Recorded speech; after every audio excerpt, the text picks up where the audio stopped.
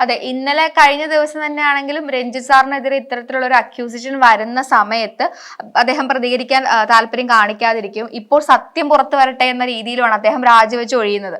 അപ്പോ ക്രെഡിബിലിറ്റിയെ ചോദ്യം ചെയ്യപ്പെട്ടത് കൊണ്ടാണോ അദ്ദേഹം രാജിവെച്ചു എന്ന് ചോദിച്ചിട്ടുണ്ടെങ്കിൽ അത് നമുക്കറിയില്ല, സത്യമായിട്ട് അത് അംഗീകരിക്കുന്നില്ല.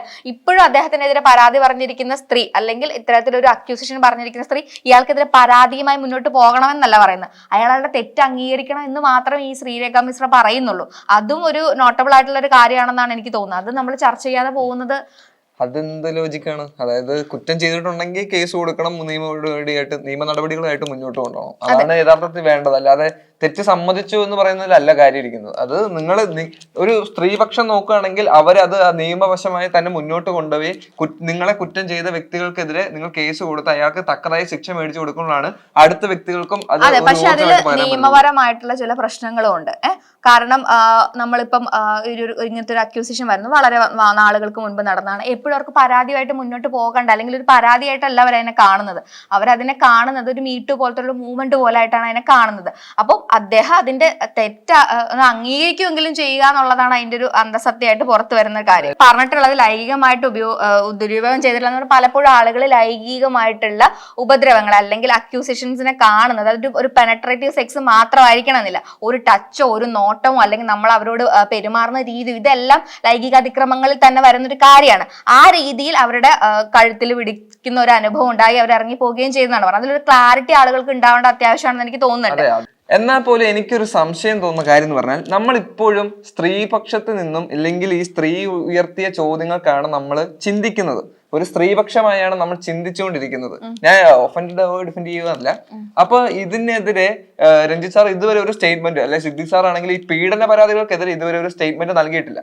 അപ്പോൾ ഇവരുടെ കൂടെ സ്റ്റേറ്റ്മെന്റ് അല്ലെങ്കിൽ ഇവർ പറയേണ്ടതും കൂടെ കേട്ട് കഴിയുമ്പോഴല്ലേ ഇതിന് പൂർണ്ണമായ ഒരു അർത്ഥം വ്യാഖ്യാനിക്കാൻ നമുക്ക് സാധിക്കത്തുള്ളൂ. അതായത് നമ്മളിപ്പോ സ്ത്രീകൾക്ക് മാത്രം സപ്പോർട്ട് ചെയ്തുകൊണ്ട് ഇവർ കുറ്റക്കാരായി അല്ലെങ്കിൽ ഇവര് ക്രിമിനൽസ് ആണെന്നുള്ള രീതിയിലാണ് ഇപ്പോൾ നമ്മൾ സംസാരിച്ചുകൊണ്ടിരിക്കുന്നത്. തീർച്ചയായിട്ടും തെളിയുന്നോടം വരെ ആരോപിക്കപ്പെട്ട വ്യക്തികൾ കുറ്റക്കാരാണെന്നാണ് നിയമം പറയുന്നത്. എങ്കിൽ പോലും ഇത്രയും പൊസിഷനിൽ നിൽക്കുന്ന ഇവരുടെ സ്റ്റേറ്റ്മെന്റ്സും കൂടെ നമ്മൾ അറിയേണ്ടതല്ലേ?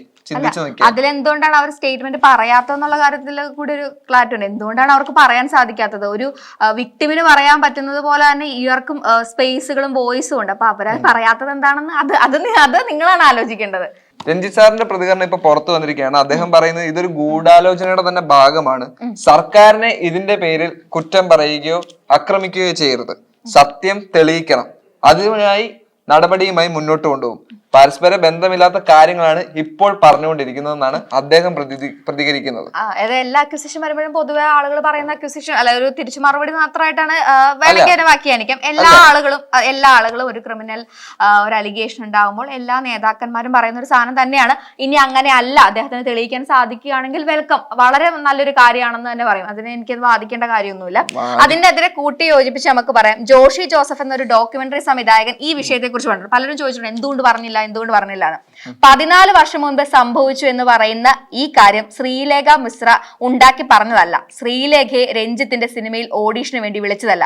ബംഗാളി ആർട്ട് സിനിമകളിൽ ശ്രദ്ധേയമായ മുഖമായ അവരെ അഭിനയിക്കാൻ വിളിച്ചതാണ്. കാര്യങ്ങൾ തുറന്നു പറയാൻ മുൻപ് പലരും അവരോട് ആവശ്യപ്പെട്ടിരുന്നു. കാത്തിരിക്കാനാണ് അന്ന് പറഞ്ഞത്. ഇപ്പോഴുള്ള ആത്മവിശ്വാസം അന്ന് അവർക്കുണ്ടായിരുന്നില്ല. അപ്പൊ ആർക്കും അറിയില്ലാത്ത രഹസ്യമൊന്നുമല്ല ഇത്. ഓക്കെ, അപ്പോൾ സ്ത്രീകൾക്ക് ആത്മവിശ്വാസം വരുമ്പോൾ മാത്രമാണോ നമുക്കിങ്ങനെ കേസ് കൊടുക്കാൻ പറ്റും? അതെ, അത് തന്നെയാണ് ഈ ഹേമ കമ്മിറ്റി റിപ്പോർട്ടിന്റെ അന്തസത്ത എന്തായിരുന്നു. പലപ്പോഴും ഈ പവർ ഗ്രൂപ്പിനെതിരെയും ശക്തരായിട്ടുള്ള ആളുകൾക്കെതിരെയും പരാതിപ്പെടാൻ കഴിയാത്ത ആളുകളുടെ ശബ്ദമാവുക എന്നതായിരുന്നു ഹേമ കമ്മിറ്റി റിപ്പോർട്ടിന്റെ ഒരു ഉദ്ദേശം. അപ്പോൾ ആളുകൾക്ക് പുറത്തു പറയാനുള്ള ധൈര്യമില്ലെന്നും പുറത്തു പറയാനുള്ള സാഹചര്യം ഇല്ലെന്നുള്ള തെളിവിൽ നിന്നാണ് ഇത്തരത്തിലൊരു കമ്മിറ്റി വരുന്നത്. അപ്പോൾ തന്നെ ഇത്തരത്തിലൊരു അക്യൂസിഷൻ പറയുന്നത് ഏത് തരത്തിലാണ് ശരിയാവുന്നതെന്ന് എനിക്ക് മനസ്സിലാവുന്നില്ല. അല്ലെ, നമുക്ക് ഇപ്പൊ എപ്പോഴാണോ ഫീൽ എല്ലാ ആളുകൾക്കും അതിൽ ഏറ്റവും വലിയ കാരണം എന്ന് പറഞ്ഞാൽ എല്ലാ ആളുകൾക്കും ഒരേപോലുള്ള പ്രിവിലേജ് ആയിരിക്കില്ല ഉണ്ടായിരിക്കുന്നത്.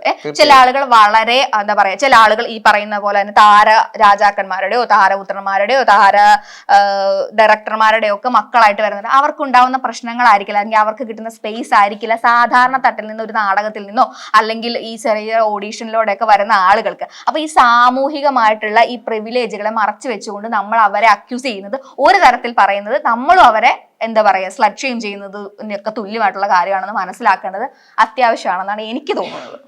മച്ച്.